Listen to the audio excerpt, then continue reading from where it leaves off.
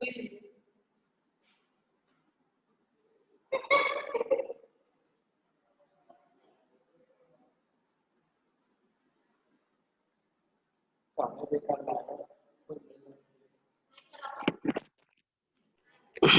Students, आवाज clear है ना? इस मीटिंग में हम आपको कुछ प्रॉब्लम के बारे में डिस्कस करेंगे। Confirm EM after? Not a recon है।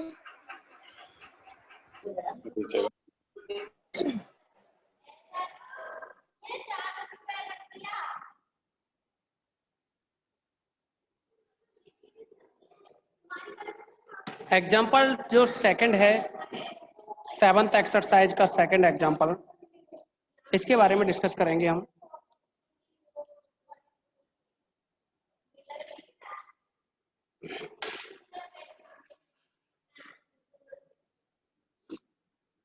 अच्छा एग्जाम्पल है ये। यदि S is equal to A B belongs to capital R, वास्तविक संख्याओं के सभी क्रमित युग्मों का समुच्चय है। वास्तविक संख्याओं के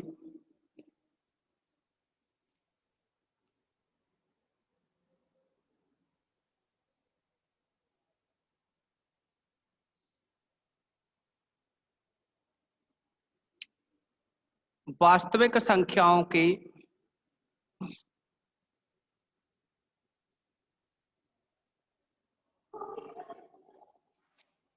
सभी क्रमित युग्मों का समुच्चय है।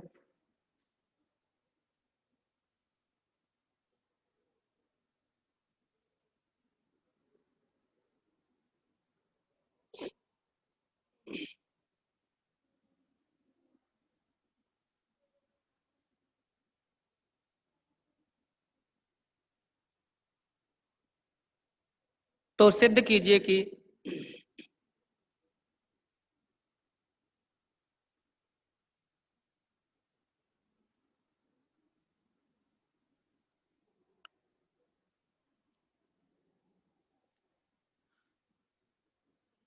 S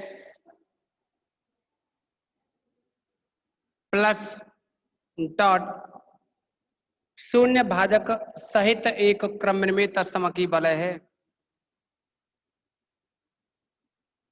शून्य भाजक सहित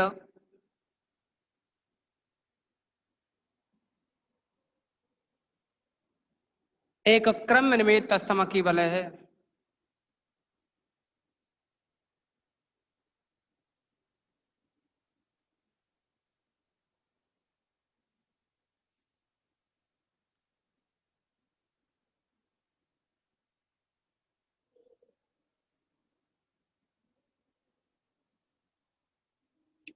जहां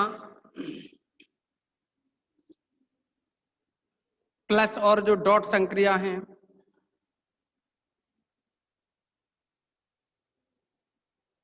एस में निम्न प्रकार परिभाषित हैं।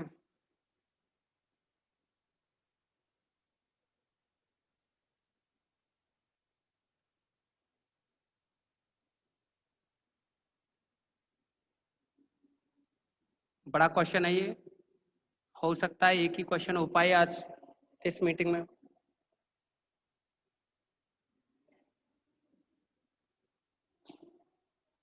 तो ये दे रखा है, दोनों जो ऑपरेशन डिफाइन कर रखे हैं वो हैं A B plus operation C D equal to A plus C comma B plus D.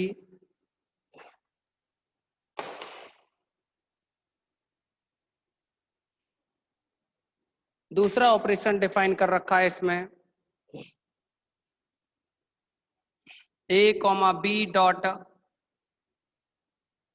C D equal to A C B D for all A B C D belongs to S, for all A B comma C D belongs to S। तो आप सभी के सामने जो question है इसमें किसी को कोई प्रॉब्लम नहीं होनी चाहिए। इस क्वेश्चन को आप सभी 2 बार इसको पढ़ें।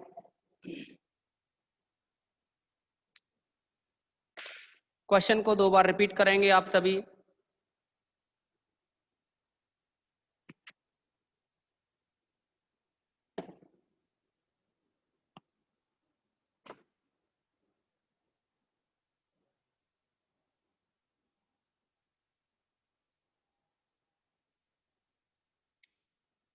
रिपीट करो सभी क्वेश्चन को 2 बार।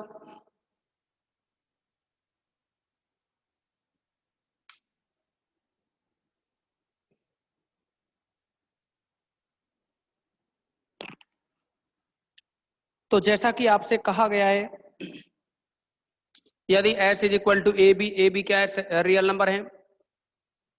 a और b हैं वो रियल नंबर हैं। तो ये क्या है? s वास्तविक संख्याओं के सभी क्रमित युग्मों का समुच्चय है। मतलब s के अंदर ऑर्डर्ड पेयर होंगे ना, उस फॉर्म में काफी एलिमेंट हैं ऑर्डर्ड पेयर की फॉर्म में। तो सिद्ध करना है कि ये जो s है यह प्लस और डॉट जो ऑपरेशन दे रखे हैं इनके लिए शून्य भाजक सहित, रहित की बात नहीं कर रहे हम, यहाँ शून्य भाजक सहित की बात कर रहे हैं। एक क्रम विनिमय, तो क्रम विनिमय की भी चर्चा की जा रही है। बाद में कहा है तत्समकी, तो यानी इसके लिए गुणन के लिए तत्समक भी होना चाहिए। तो एस के लिए 3 कंडीशन आपको प्रूव करनी है, शून्य भाजक सहित, दूसरी क्रम विनिमय और तीसरी तत्समकी वलय। यानी एस है इसको वलय तो प्रूव करना ही है, लेकिन शून्य भाजक सहित, क्रम विनिमय और तत्समकी वलय सिद्ध करना है। इसे सिद्ध करने के लिए हमें जो ऑपरेशन दे रखे हैं, एक तो ये प्लस संक्रिया और डॉट संक्रिया इस तरह से डिफाइन है। तो आप क्या करेंगे, इसमें प्लस और डॉट जो डिफाइन कर रखी हैं इसके बारे में देखेंगे कि यहाँ प्लस ऑपरेशन है, इसमें पहला पहले के साथ ऐड हो रहा है, यानी पहला ए है, यहाँ पहला सी है, दोनों जुड़ रहे हैं, कॉमा दूसरे नंबर का दूसरे नंबर के साथ जुड़ रहा है, यानी बी में डी जुड़ रहा है। इसी के साथ यहाँ देखेंगे पहले का मल्टीप्लाई पहले से हो रहा है और बाद वाले बी का मल्टीप्लाई डी से हो रहा है। तो इस तरह से यहाँ मल्टीप्लाई कर रखा है, और यानी इसमें प्लस ऑपरेशन और जो डॉट ऑपरेशन है वो इस तरह से डिफाइन किए हुए हैं। इन ऑपरेशंस की हेल्प से हम एस जो आपके लिए सेट दे रखा है उसको रिंग प्रूव करेंगे। रिंग प्रूव करने के लिए आपके लिए बताया था कि अगर आप इस एस को रिंग प्रूव करोगे, एस को रिंग प्रूव करने के लिए हमने आपको बताया कि जो एस है वह इस प्लस ऑपरेशन के लिए तो क्या हो, आबेली ग्रुप हो। आबेली ग्रुप के बारे में आप जानते हैं कि समृत योग के लिए बात कर रहे हैं हम यहाँ, तो योग के लिए समृत होना चाहिए, साचर्य होना चाहिए, तत्समक होना चाहिए और प्रतिलोम और क्रम में। तो अगर ये कंडीशन हो जाए तो क्रम में ग्रुप होता है योग के लिए। इसी के साथ साथ गुणन के लिए साचर भी होना चाहिए, और गुणन के लिए साचर होने के बाद गुणन की योग पर बंटनता भी होना चाहिए। अगर ये कंडीशन सेटिस्फाई होती है तो हम कहते हैं कि जो एस है प्लस डॉट वह एक वलय होगा। लेकिन इसी के साथ साथ हमसे जो प्रूव करवाया है वह तत्समकी क्रम में शून्य भाजक सहित वलय प्रूव करवाया है। तो सबसे पहले हमारे लिए जो ऑपरेशन दे रखे हैं इनके लिए हम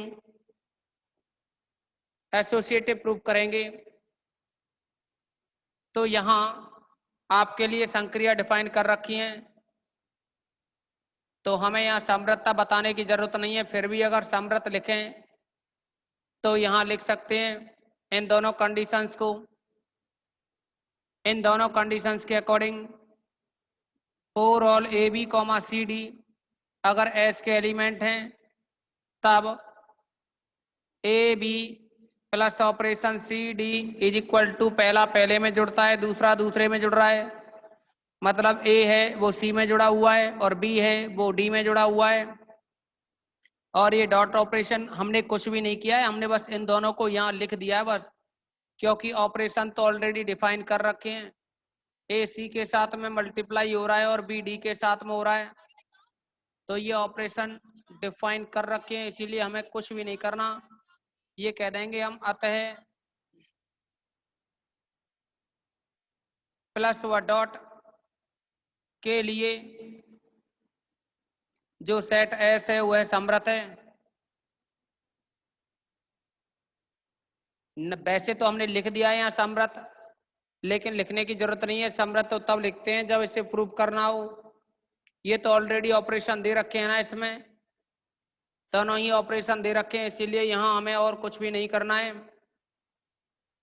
अब आप इसमें एसोसिएटिव प्रॉपर्टी के बारे में बात करें, यानी साचर्य की बात कर रहे हैं योग के लिए, प्लस संक्रिया के लिए साचर्य,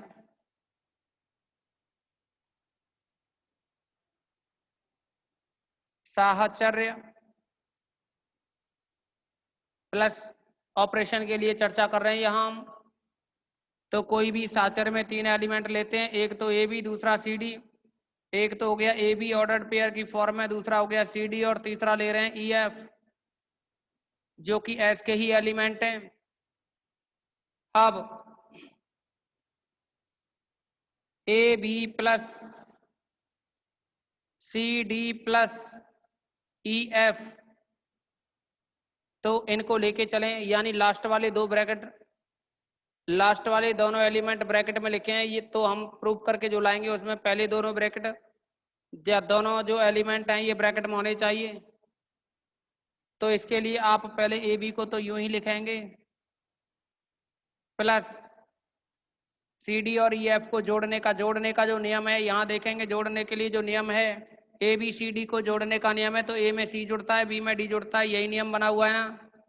यानी ये कह सकते हैं पहला पहले में जुड़ता है और बाद वाला बाद वाले में जुड़ता है, ऐसे ही गुणा करते हैं तो पहले का गुणा पहले में और बाद का बाद में गुणा होता है। ये ऑपरेशन आपके लिए डिफाइन कर रखे हैं।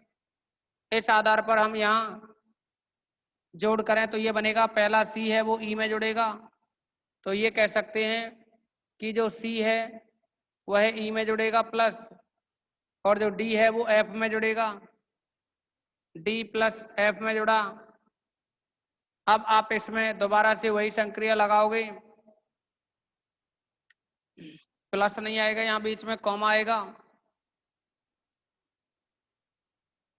सी प्लस ई कॉमा डी प्लस एफ।